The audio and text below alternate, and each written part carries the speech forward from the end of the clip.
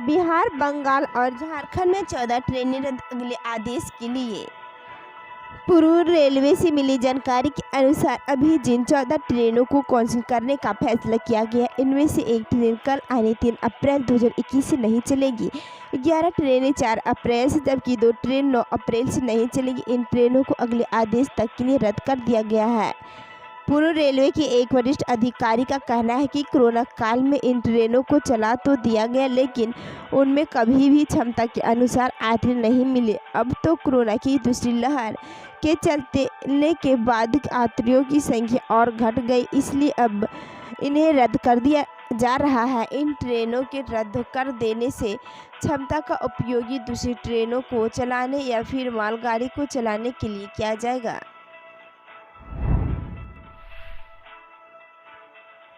युवक ने फांसी लगा दी जान, मां ने आईपीएल में सट्टा लगाने के लिए नहीं दिया 5 लाख रुपये तो फंदे में झूल, बेटे ने की खुदकुशी, रात में पैसों को लेकर हुआ था विवाद। आईपीएल में सट्टा लगाने के लिए बीसीसीआई कर्मी मां ने बेटे को 5 लाख रुपये नहीं दिया तो युवक ने फांसी लगाकर खुदकुशी कर ली। यह मामला कतरस थाना क्षेत्र के तिलैया टांड का है। घटना शुक्रवार रात की बताई जा रही। घटना में से पूर्व मां और बेटे के बीच विवाद हुआ था। इसके बाद बेटे ने यह कदम उठाया। सूचना के बाद पुलिस मौके पर पहुंची और शव को कब्जे में लेकर पोस्टमार्टम के लिए धनबाद भेज दिया। पुलिस मामले की छानबीन कर रही है। पुलिस दोनों पहलुओं की जांच कर रही। घटना के संबंध में बीसीसीआई कर्मी महिला चंचला सिंह ने बताया कि पिछले कई दिनों से उसका पुत्र केशव कुमार सिंह के साथ सट्टा खेलने के लिए 5 लाख रुपये की मांग कर रहा था। बार बार वह टालती रही। शुक्रवार की रात भी वह इसके लिए जिद करने लगा। जब उसने पैसे देने से इनकार कर दिया तो दोनों के बीच विवाद हुआ। इसके बाद दोनों अपने अपने कमरे में सोने चले गए। शनिवार की सुबह करीब 4 बजे वह शौच के लिए उठी तो देखा कि दूसरे कमरे में उसका पुत्र गमछा के सहारे फांसी में झूल रहा है।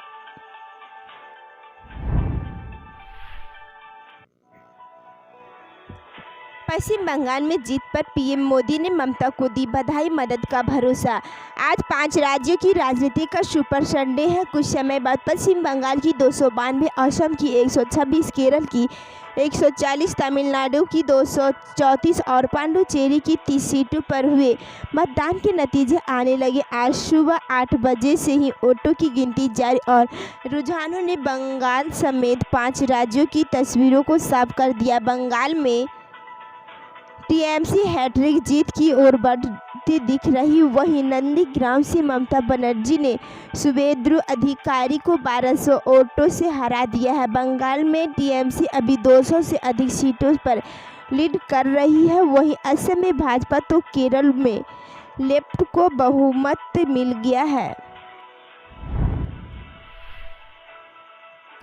झारखंड में सरकारी नौकरी करने का मिल रहा है मौका, इंटरव्यू देकर होगा selection. Steel authority of India ने अपने बोकारो जनरल अस्पताल के लिए अनुबंध के आधार पर वॉक इन के माध्यम से डॉक्टरों और नर्सों की भर्ती के बारे में एक अधिसूचना जारी की है। वॉक इन इंटरव्यू की तारीखें 3 मई 2021 से 8 मई 2021 के बीच निर्धारित की गई है। Steel authority of India limited नई दिल्ली, भारत में स्थित एक भारत सरकार के स्वामित्व वाली इस्पात विनिर्माण उद्यम है। यह इस्पात मंत्रालय भारत सरकार के स्वामित्व में है।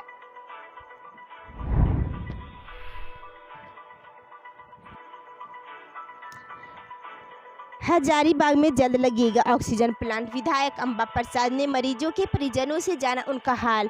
झारखंड के हजारीबाग जिला अंतर्गत बड़कागांव विधानसभा क्षेत्र की विधायक अंबा प्रसाद ने हजारीबाग जिला मुख्यालय स्थित सदर हॉस्पिटल का निरीक्षण किया। निरीक्षण के क्रम में हॉस्पिटल की व्यवस्था से रूबरू हुए। इस क्रम में डीडीसी, सिविल सर्जन, चिकित्सा पदाधिकारी और चिकित्सकों से विधायक ने मुलाकात की एवं स्वास्थ्य संबंधी जुड़े सभी उपकरणों को दुरुस्त करने एवं हर चुनौती से निपटने के लिए तैयार रहने को कहा। सदर हॉस्पिटल निरीक्षण के क्रम में बड़कागांव विधायक अंबा प्रसाद ने बेड, मशीन और कार्यालय का निरीक्षण किया। सदर हॉस्पिटल के सुप्रिंटेंडेंट एवं सिविल सर्जन हजारीबाग से हॉस्पिटल में तैनात स्टाफ की जानकारी भी ली। पूरे जिले में ग्रामीण क्षेत्र का बहुत आदत होने पर उन्होंने हजारीबाग जिला मुख्यालय में जल्द से जल्द ऑक्सीजन प्लांट लगवाने की बात कही ताकि ऑक्सीजन से हो रही कमी से निजात दिलाया जा सके एवं मरीजों को कठिनाइयों का सामना न करना पड़े। विधायक अंबा प्रसाद ने बताया कि हजारीबाग में तेजी से कोरोना के मरीज रिकवर हो रहे हैं, जो कि इस कठिन परिस्थिति में थोड़ी राहत की बात है। विधायक ने मरीजों से भी बात कर उनका हालचाल जाना तथा हॉस्पिटल प्रबंधन द्वारा किए जा रहे उपचार एवं दवाइयों की सुविधाओं की जानकारी ली। हॉस्पिटल में मौजूद कर्मियों में बड़कागांव विधायक ने खुद नोट करते हुए हजारीबाग डीसी को सूचित किया।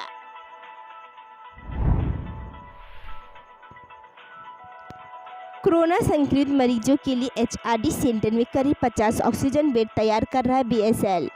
केंद्रीय इस्पात मंत्री धर्मेंद्र प्रधान की घोषणा के एक दिन बाद ही बीएसएल अतिरिक्त कोविड वेस्ट में प्लांट से सीधे ऑक्सीजन सप्लाई के लिए पाइपलाइन बिछाने के काम में जुट गया है। कोरोना के बढ़ते संक्रमण को देखते हुए बीएसएल प्रबंधन मरीजों को तुरंत राहत पहुंचाने के लिए एचआरडी सेंटर में लगभग 50 ऑक्सीजन बेड तैयार कर रहा है या गैसियस ऑक्सीजन पहुंचाने के लिए पाइपलाइन लगाया जा रहा है। इस काम की मॉनिटरिंग स्वयं डायरेक्टर इंचार्ज अमरेंद्र प्रकाश कर रहे हैं। बताया जा रहा है कि एचआरडी सेंटर में अतिरिक्त बेड की व्यवस्था कुछ ही दिनों में हो जाएगी।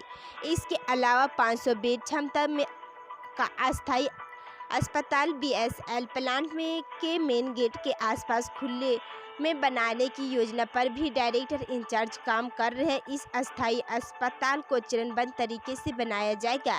संभवतः 1-2 दिनों में इसकी रूपरेखा तैयार कर ली जाएगी। बता दें कि केंद्रीय सरकार के दिशा निर्देश से सेल के 5 एकीकृत स्टील प्लांट में कोविड उपचार के लिए गैसियस ऑक्सीजन की सुविधा से लैस 2500 बिस्तरों वाली सुविधा विकसित की जानी है।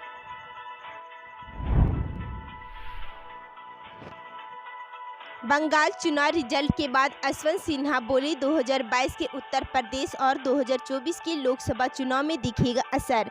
तृणमूल कांग्रेस की राष्ट्रीय उपाध्यक्ष पूर्व केंद्रीय मंत्री यशवंत सिन्हा ने कहा कि बंगाल चुनाव परिणाम का असर 2022 के उत्तर प्रदेश चुनाव और 2024 के लोकसभा चुनाव पर पड़ेगा। बंगाल की जनता ने पीएम नरेंद्र मोदी और गृह मंत्री अमित शाह के सभी षड्यंत्रों को नकार दिया। भाजपा की सभी रणनीति बंगाल विधानसभा चुनाव में फेल हो गया। नैतिकता के आधार पर प्रधानमंत्री नरेंद्र मोदी और गृह मंत्री अमित शाह को इस्तीफा दे देना चाहिए। यशवंत सिन्हा ने प्रभात खबर से बंगाल की चुनाव परिणाम पर लंबी बातचीत की। पेश है कि बातचीत का मुख्य अंश।